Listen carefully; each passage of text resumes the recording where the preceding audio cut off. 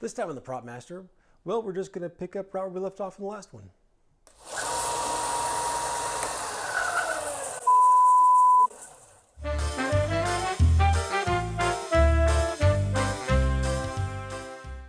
Oh no, you don't get to the video that quick. I still haven't begged you to go ahead and subscribe because it really doesn't hurt you at all and it really means a lot to the channel. I'm still trying to get to 30,000 subscribers so that I can do some things that YouTube won't let me do until I get there. So it's important to go ahead and subscribe and like the video. But now we can go ahead and get to that video. Now we can turn our attention to this hinge here. This is obviously much too large. We only need about 4.5 inches of it. And that's basically what, 1, 2, 3, 4, 5 of these little sections. It's too large, but that's fine. We'll get 2 pieces out of this easy. We want to go ahead and lock this in the vise, and I want to make sure that I'm putting most of the pressure on the part of the hinge that actually, it's this large part of the hinge, not these little pieces that are going to bend down here at the, not the parts that screw on, because those are going to bend if I put too much pressure on them.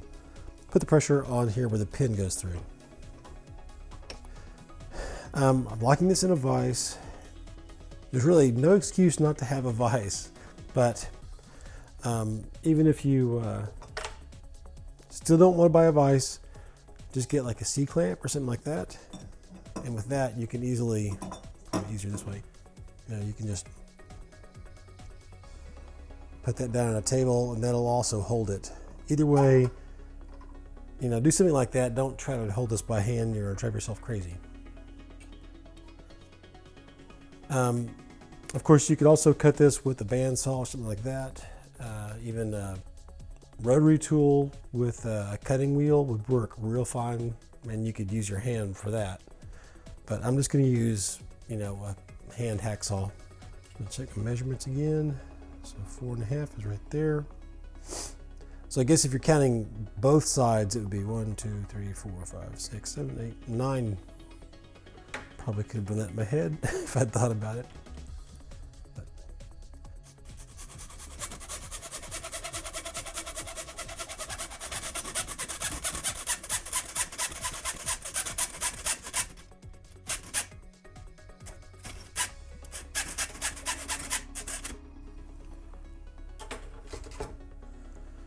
Okay, here we go.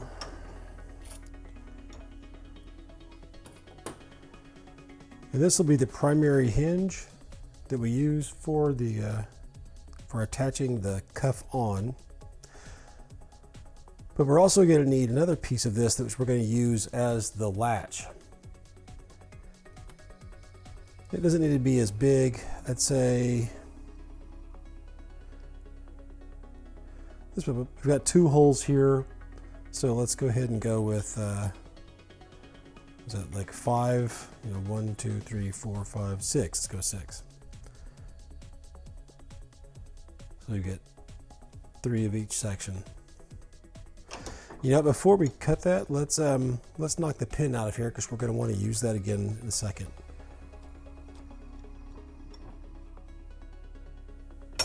I'm only hooking this on one side because, once again, I don't want to, if I put these together and do it, it's going to deform these pieces that are attached. I'm having a hard time speaking all of a sudden. This is a nail set punch, but to be honest, just a nail would work fine. Anything that you can, that will fit this, I should say, anything that is smaller than the pin that we're knocking out here. Be gentle. Don't just go in there whacking it really hard.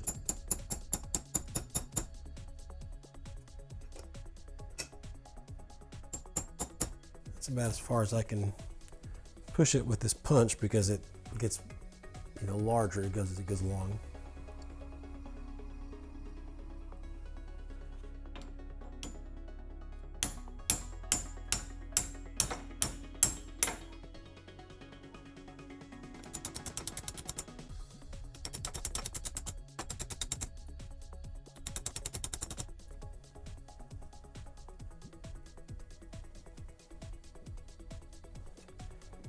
is really in there.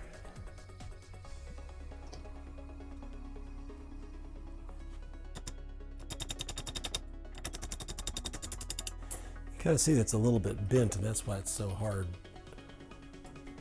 to get out of it. We're going to use that same technique a little bit later. Okay, so now we have our pieces.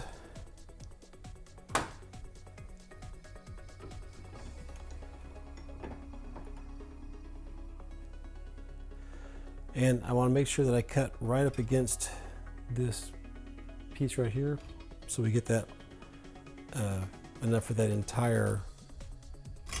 I'm sure there's actual terminology for the different parts of a hinge, but I can't think of it right now.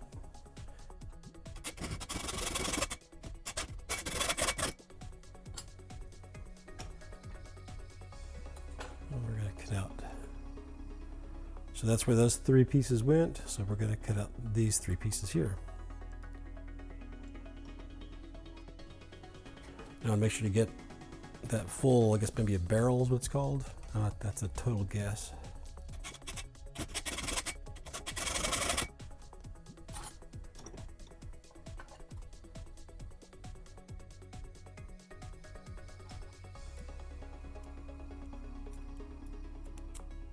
And the only reason why I wanted to take this apart, because I want there to be a little bit more of this center pin piece. And I think I'll go ahead and just leave it long for now.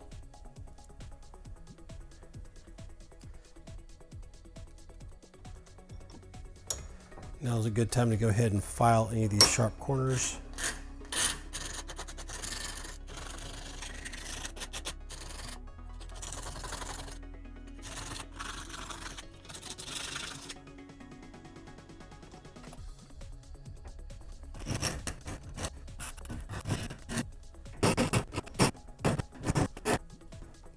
Okay, so we're good to go here. We can go ahead and start putting this stuff on. Okay, now we can start assembling some things here. And this may come back and bite me in the butt later, but I've decided that the best thing to do is to go ahead and to add the flame unit on here. And you can just use super glue. If you'll recall, I've got this weird nylon material here instead of Sintra, so I'm going to use hot glue to do this. And the way you want to line this up is you want to line the back of this up with the back of the unit here. It may not be perfect in the front, but that's going to be fine. If you want, you can, I mean, this is so close, you can really go either way. But I think I'm going to line it up at the back. And what I'm doing here is this little lip that we have, I'm just setting it on top of the main unit. I'm going to line it up where I want it. And I'm just going to take a pencil and kind of mark the area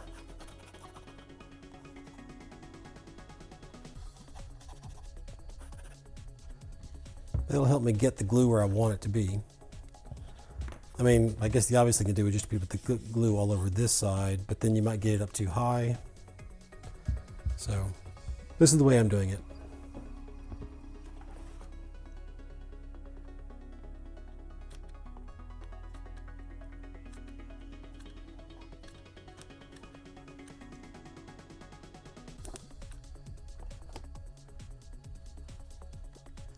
And that line will also help me to kind of get it in the right position again. Even though my thumb does a better job than that.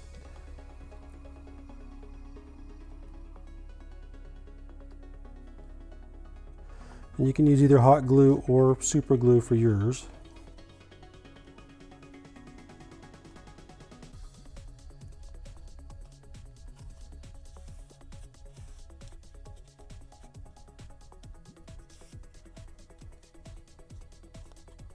Okay.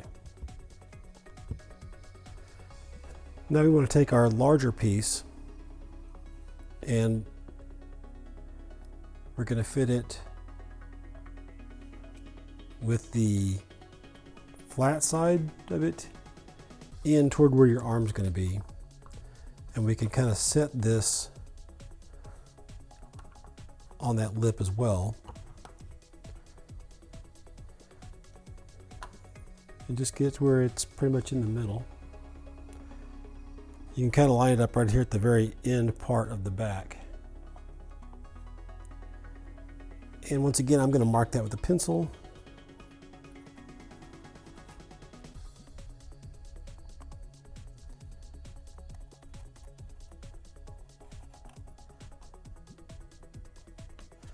And for this, I would suggest using hot glue. If you use super glue, I'm afraid that if you hit something hard while you're wearing this, the super glue could shatter because it's really strong in one direction, but if you try to pull it apart, it's super strong. But if you try to slide it along, you know, kind of shear, like what you'll have here with the forces, it has a tendency to break loose.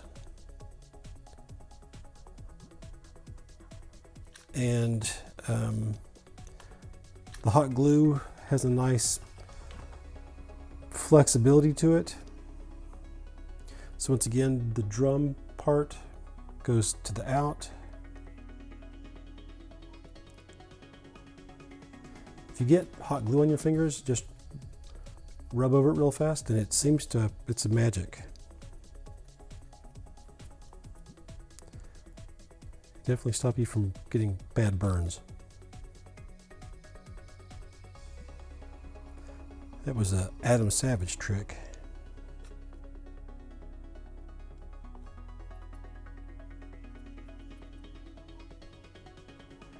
And I want to make sure that I get a fair amount of hot glue in the screw holes. Just a little added security. Okay, so there's that hinge. For the latch, you're going to do the opposite. You're going to go ahead and leave the barrel part facing in. But I think you want to fold it at 90-degree angles. That'll help you get it in the right position. And it can go anywhere along here. I would suggest toward the middle, but a little bit back from the middle. So let's say if that's maybe the middle from say here to there, I'm going to slide it back just a little bit.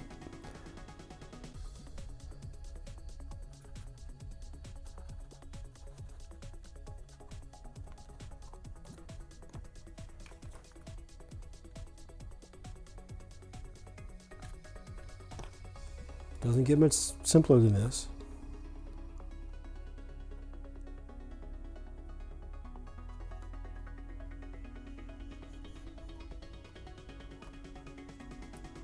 Tell you what, I used to burn my fingers all the time with super glue, with hot glue.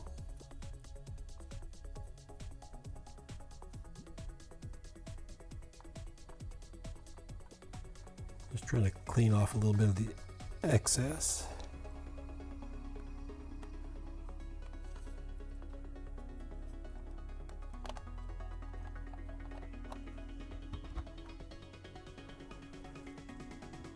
Next, we take this piece.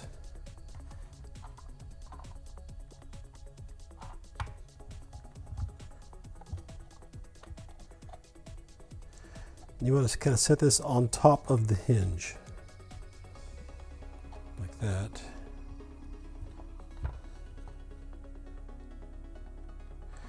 And you want to sort of line the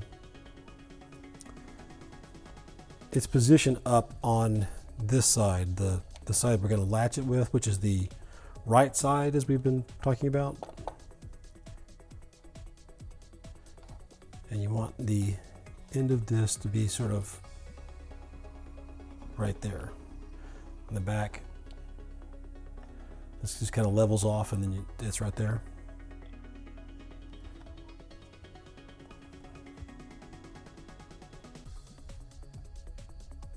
Hope you can still see what I'm doing.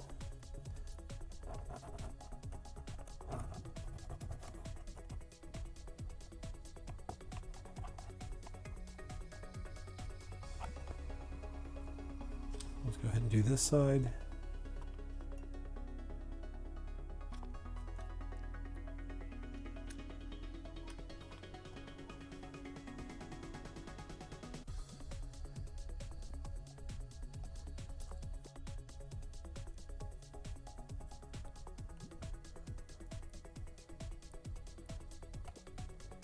Got that a little bit far back, but I think it's going to be fine. Not really noticeable at all. Now you notice it's not going to open up a whole lot because it's only got that far, but that's really all you need to get your arm in and out of it. If you want it to open up more, you can file this edge down a little bit, but it's really not necessary. And that's going to be plenty to get your arm in and out of.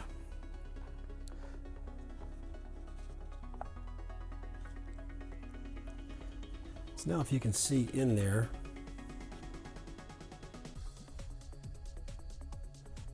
I'm not going to be quite as careful about trying to get the glue. I'm just going to get the glue in there.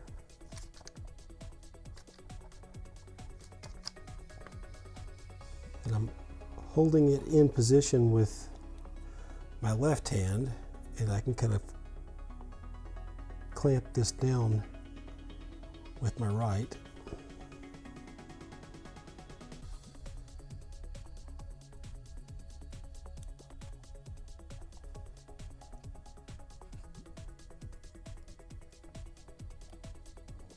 And you can't really see what I'm doing very well. I'm sorry about that.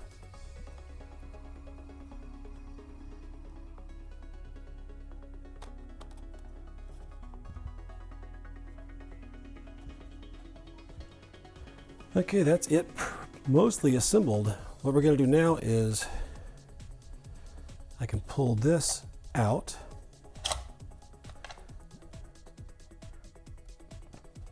Which, there we go, we had a little hot glue stuck in there still. And that's basically how the latch is going to be. And you shut it like that. And then you can slide the pin in. There's a big glob of hot glue right at the end of that. Let me clean that off. Okay, so all you have to do, close that. I know it looks crazy there, but it'll be better. And then slide the pin in.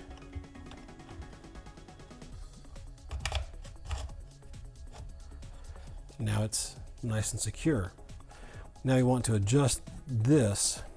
So pull this to where it's just barely sticking out of the back. And we want fairly easy access to it. So let's say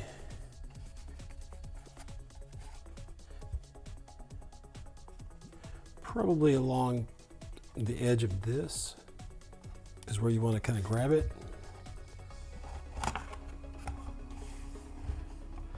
We want to bend a 90-degree angle right there.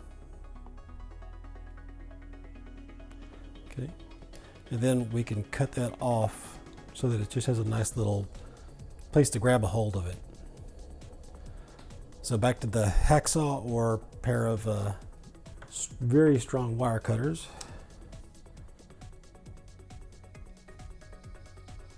That looks pretty good. I like these wire cutters.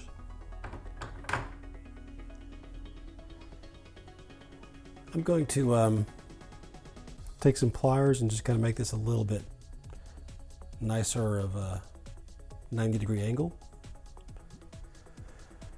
Okay, so I made that a little bit more of a 90-degree angle. There we go, finally. I also took the file to it and took off any sharp edges that were on it. Come on, focus.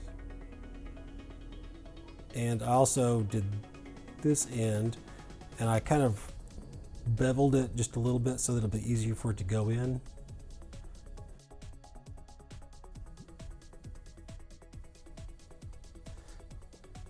So there you have that. And you can kind of hold this up and figure out, this is the part that's actually inside the hinge. And I want to go back just a little bit, maybe a ½ inch from there. And I just want to bend it just a little bit, ½ inch to an inch. And just give it a little bit of a bend. What that's going to do is that's going to hold it in place. You still have most of that length that will guide this in, and then at the very end it'll get a little tight so that it will not fall out, because you don't want that either. And now it's well secured, and you're probably looking, that looks terrible, but there's one last thing we can do that's going to take care of that.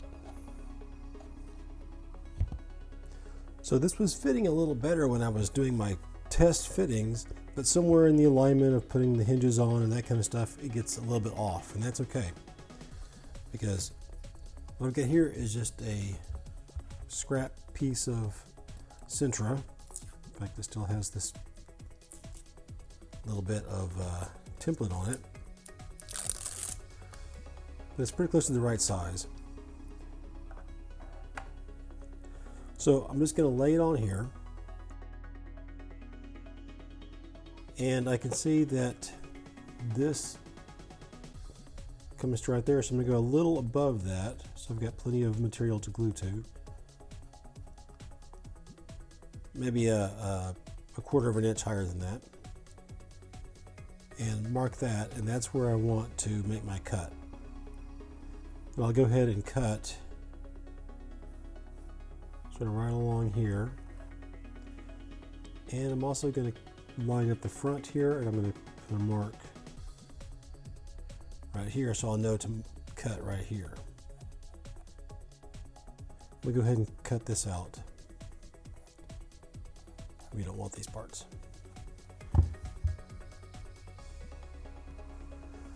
So here's our piece,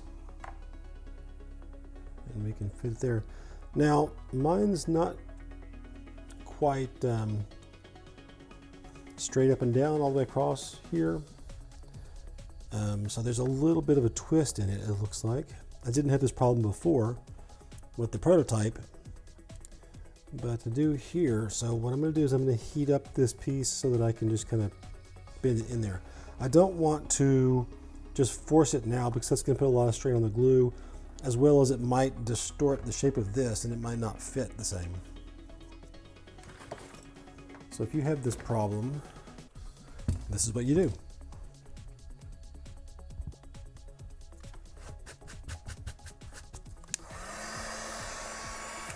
I better put my gloves on.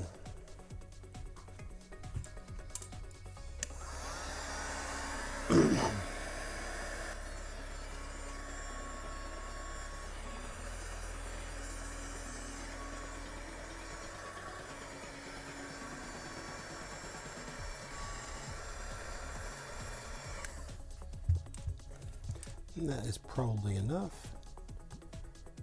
Don't press it enough that you don't want to put any fingerprints in here, or any finger-sized dents in here.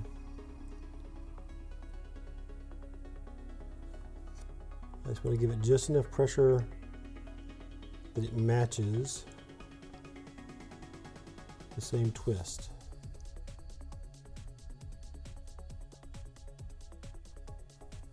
Okay, now I'll give that a couple minutes and let it completely cool down, and then I'll be able to glue it on. I know I said we could glue this on now that it's cooled off, but we don't want to glue it on just yet. I'm just getting ahead of myself a little bit. What we want to do now is to round this edge over so that it's not, sticking out from here 90 degrees. We wanted to give it a nice contour. And you can do that, let me go ahead and mark this as up real quick. Or should I say down? I don't know. I'll just put an arrow on it that tells me right now that it's, goes up. so that I don't try to put it on like this later on. So let's just round this corner off real quick so that it's more like, you know, this kind of a shape right there. We can do that pretty easily with our old friend, the 60 grit sandpaper.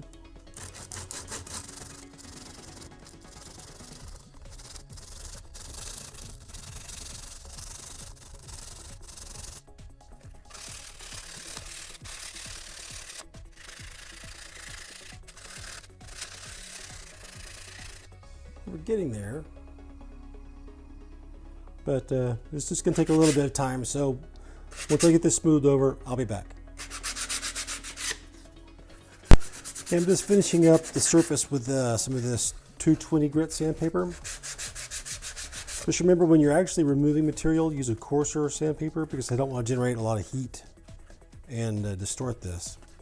But you can use a finer grit sandpaper to kind of smooth out the scratch marks. Oh, and I also rounded the ends just a little bit so that it's not just a 90-degree angle there.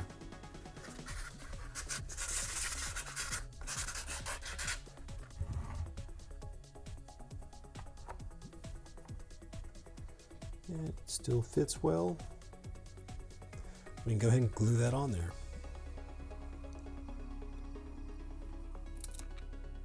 Now remember, you're not gluing to this, you're just gluing onto here.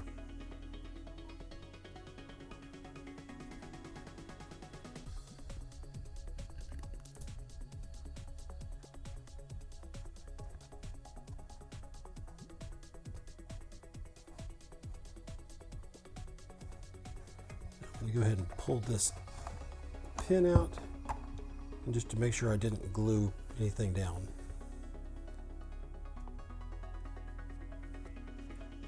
And if there's any gaps, I can go back and fill that later before I paint this. How did I get glue inside? Well, that's probably how, because like an idiot, I put it all over the back of this piece, but only half of it touches this piece. So that's how the glue got everywhere. Y'all probably saw that when I did it. And you can put this back in from the front or the back.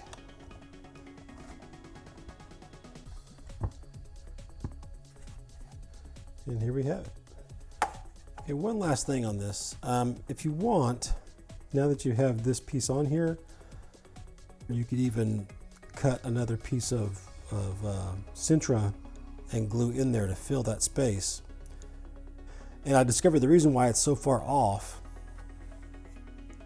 When I was putting this in, I noticed on the back, well, on the front, it did what it was supposed to do, which was this hinge is sitting on top of this little ledge here, but in the back it's actually sitting on top of not this ledge but on top of this piece here. So that's why we ended up with this big angle, but it's easily fixable. Just want to show you how I can do this. I've just got a scrap of foam here, and I'm just going to lay it right here. I'm going to line it up with the end.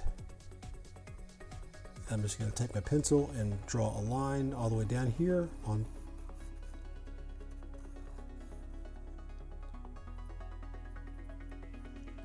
So now I know that if I cut this part off, that should fit perfectly down into this space. And here it is. I went ahead and hit it with some of that red filler primer, just so you can see it all as, you know, one color. There was one thing that it did off camera that I need to point out. Because this thing was so twisted by the way I mounted it, there was a big gap right here. So I just took a little 1/4 inch piece of the, like, more like a 1/2 inch wide piece of the Warbler. And one thing that's great about Warbler is you can just heat it up, heat this up, heat that piece up, and you can just kind of push it in there, and even though it's technically on the outside of this piece, it just kind of mushes together and becomes one piece of a material. So I just stuck a little bit of that warble material in there to fill in what was about 1/4 of an inch gap right there. And other than that, all I did was hit this with a light coat of the filler primer, just so that it would be, you know, all the same color. And here it is. I hope this has been a pretty helpful video. In the next video, we'll go ahead and start working on this, what is commonly called the missile or rocket, even though it's clearly not. But we'll go ahead and work on that, and then we can start adding some of the little detail pieces in here. This is definitely not ready for paint. Like I said, I just hit it lightly to you know, make it all the same color.